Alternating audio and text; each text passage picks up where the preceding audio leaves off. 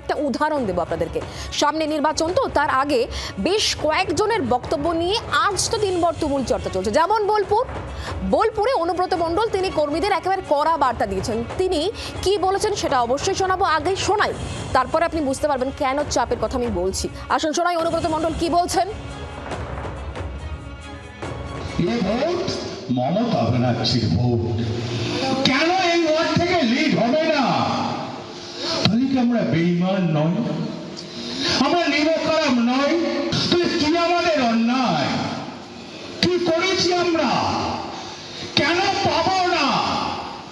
আবদার করবো না, আবদার করে বলবো না এ ভোট মমতা ব্যানার্জির ভোট, এ ভোট অন্য কারো ভোট নয়। কেউ ভুল করবেন না। আপনি যদি আমাকে না দেখেন, আমি কি করে আপনাকে দেখবো? লাস্টের লাইনটা কিন্তু যথেষ্ট ভয়ঙ্কর, তবে ভয়ঙ্কর শুধুমাত্র কেষ্টমণ্ডল এমনটা মনে করবেন না। ভগবানপুরের তৃণমূল প্রার্থী মানব পড়ুয়া, তিনি কিন্তু আরো ভয়ঙ্কর। কেন বলছি শুনুন না আপনি নিজে।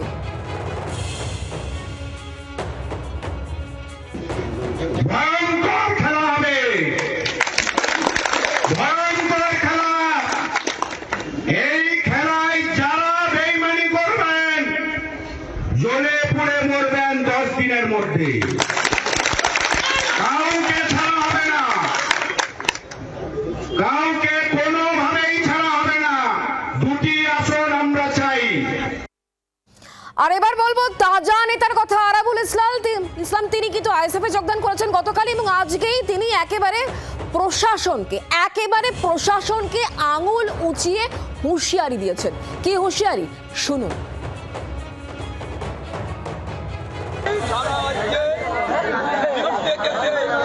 আমাদের ছেলেদের পাঠানো হচ্ছে। আমরা আগামী দিনে নওশাদ সাহেব আর আমি তার সাথে কথা বলবো। যদি মিথ্যেভাবে আমাদের ছেলেদের নামে কেস দেওয়া হয়, গোটা থানা অচল করে দেবো। আমরা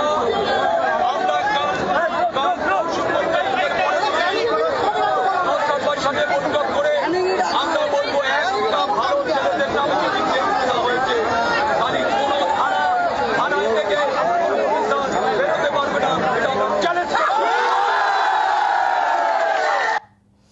মানে এই ধমক চমক হুঁশিয়ারি কি চলবে? আমাদেরকে এটাই দেখতে হবে কি আমরা কথা বলবো। আমাদের সঙ্গে শ্রেয়সী গঙ্গোপাধ্যায় রয়েছেন, আমাদের প্রতিনিধি, একেবারে সরাসরি। শ্রেয়সী, শাসক দলের নেতারা তারা তাদের কর্মীদের বা বিরোধীদের হুঁশিয়ারি দিচ্ছেন, বিরোধীরা আবার প্রশাসনকে হুঁশিয়ারি দিচ্ছে। ভোট যত এগিয়ে আসছে ততই এই ধমক আর চমকের রাজনীতি।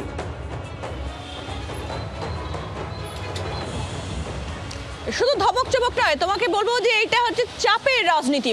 যে চাপের রাজনীতিতে দেখা যাচ্ছে যে এক্ষেত্রে তৃণমূলের তরফে একাধিক নেতার বক্তব্য তুমি শোনালে, তারা যেরকম তারা বলছেন যে বিভিন্ন ক্ষেত্রে তারা এক্ষেত্রে বলছেন যে আপনাদের আমাদের পাশে থাকতে হবে, নয় তো আপনার পাশে কি করে থাকবো, বা অন্য আরো অনেক ধরনের উত্তেজনামূলক বা প্রভোকেটিং মন্তব্য তারা করছেন। ফলে নিশ্চিতভাবে এটা একদিকে যখন তাদের কর্মীদের উপর তারা একটা চাপ সৃষ্টি করছেন, বা সকলের মধ্যে একটা জায়গা সৃষ্টি করছেন যে আমাদেরকে ভোট দিতেই হবে, আমাদের পাশে থাকতেই হবে, সেটা এক ধরনের চাপ।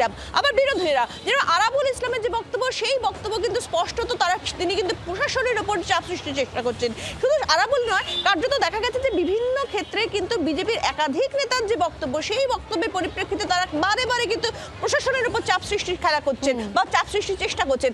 আবার অন্যদিকে অনেকে যেটা মনে করছেন যে এক্ষেত্রে নির্বাচন ঘোষণার কয়েক ঘন্টার মধ্যেই যেরকমটা দেখা গেল যে মুখ্য সচিবকে সরিয়ে দেওয়া হলো, মুখ্য সচিব বদল করা হচ্ছে, নির্বাচন কমিশন চিঠি দিয়ে মুখ্য সচিবকে বদল করছেন, সেটাও কিন্তু আরেক ধরনের চাপ বলেই কিন্তু কার্যত সেক্ষেত্রে অনেকে মনে করছেন। এবং আমরা দেখতে পাচ্ছি যে তৃণমূল কংগ্রেস কিন্তু এই যে লাগাতার যে বদলি হচ্ছে, শুধু মুখ্য সচিব স্বরাষ্ট্র সচিব নয়, এসপি ডিএম সর্বস্তরে যে লাগাতার বদলি হচ্ছে, একাধিক রাজ্যের অফিসারকে যে বাইরে পাঠিয়ে দেওয়া হচ্ছে অন্য স্টেটের অবজারভার, ইলেকশন অবজারভার হিসেবে, সেই নিয়েও কিন্তু তৃণমূল কংগ্রেসকে আমরা দেখতে পাচ্ছি যে মানে চাপ সর্বস্তরে। রাজনৈতিক নেতা নেত্রীরা যেমন চাপ দিচ্ছেন, কেউ বিরোধীদের চাপ দিচ্ছে, কেউ প্রশাসনকে চাপ দিচ্ছে, আবার কমিশন রাজ্যের শাসক দলকে বোধহয় চাপ দিচ্ছে, প্রশাসনের শীর্ষস্তরে চাপ দিচ্ছে, আবার রাজ্যের শাসক দল কিন্তু একেবারে শীর্ষস্তরে চাপ দিচ্ছে।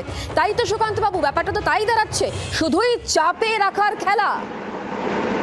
দেখুন, এটা তো হবেই, রাজনৈতিক দল এটা করবেই, কিন্তু মানে তুমি অনুব্রতর যে যেটা দেখলে বক্তব্য, এটা নতুন নয়। সে তো বোলপুরে আইসিকে কি কদর্য ভাষায় আক্রমণ করেছিল, এবং এই যে উন্নয়ন রাস্তায় দাঁড়িয়ে আছে, কদর্য ভাষায় আক্রমণ, যত দেখবে হিটলারও না কখনো কখনো বক্তব্য রাখতে গেলে তার খুব জেস্চার পোস্টার থাকতো, এর মাধ্যমে মানুষকে অনেক বেশি ভয় দেখানো, প্রভাবিত করা, প্রশাসনকেও একইভাবে চাপে রাখছে। কারণ নির্বাচন কমিশন কিন্তু এখনো তৈরি হতে পারেনি। এখানে অনুব্রত মণ্ডল আর তোমার মানে এদিকে ধরতে গেলে আরাবুল ইসলাম তো ফুরফুরা শরীফ থেকেই উনি বলে দিয়েছেন যে পুলিশকে তিনি থানায় ঢুকতে না দিলে আইএসএফ এর কর্মীদের যদি কোনো কারণে ফাঁসিয়ে দেওয়া হয় থানা জ্বালিয়ে দেবে। তাহলে এই বক্তব্যগুলো তো অগণতান্ত্রিক।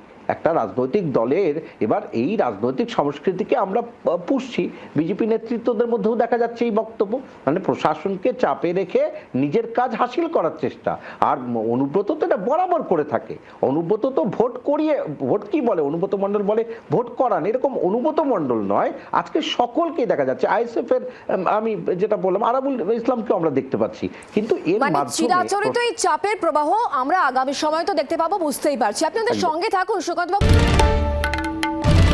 বাংলার আওয়াজ, বাঙালির আবেগ, জি 24 ঘন্টা।